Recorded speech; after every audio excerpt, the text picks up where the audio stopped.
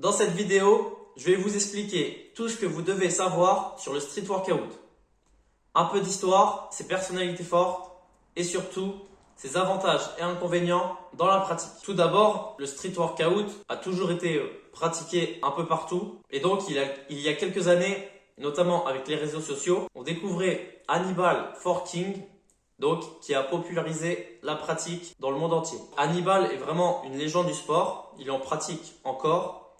Il a également donné son nom à certaines figures, comme les tractions Hannibal. Aujourd'hui, Michael Vasquez ou Chris Heria sont les personnalités fortes de la discipline. Vous pouvez en faire en loisir et également en compétition.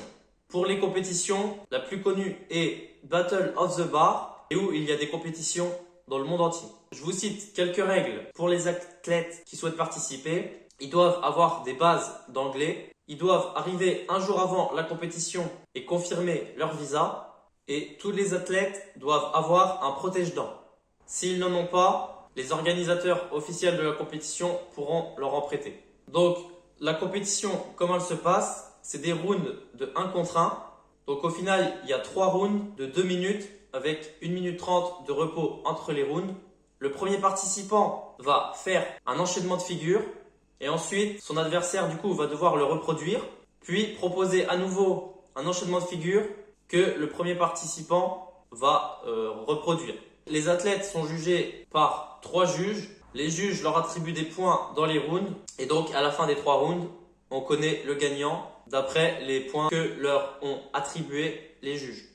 Et maintenant, dans votre pratique au quotidien, comment se passe le street workout? Donc tout d'abord, on va en voir les avantages.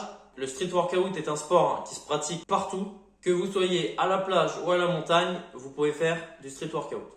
Ensuite, vous n'avez pas besoin d'acheter du matériel. Vous pouvez en faire sans matériel et sans équipement. Que vous soyez débutant ou avancé dans la pratique, vous pouvez toujours progresser. C'est vraiment adaptable à tous les niveaux. C'est ça qui est vraiment génial dans la pratique. On peut également en faire dans des très petits espaces, notamment quand on veut en faire chez soi et qu'on a des meubles, on n'a pas envie de les bouger, on n'a pas envie de pousser le canapé ou quoi, et ben c'est tout à fait possible. Également, le street workout améliore toutes les composantes physiques, donc bien évidemment la force, mais également la souplesse. Et suivant les manières de pratiquer, vous pouvez travailler également l'endurance et plein d'autres capacités comme la coordination, l'équilibre. Aussi, vous allez du coup travailler sur votre mental. Donc ça, c'est bien sûr lié à tous les sports. Et donc, toutes les questions de dépassement de soi, de confiance en soi, de lien social et également de bonheur et d'épanouissement dans la pratique. Maintenant, passons aux inconvénients. Il est vrai que le street workout peut se pratiquer partout, mais c'est notamment quand même en extérieur. Pendant les temps hivernaux, c'est vrai qu'on peut avoir une baisse de démotivation à ce moment-là. Ou bien, si vous le pratiquez chez vous, le fait de se retrouver tout seul à la maison, ça peut s'avérer démotivant.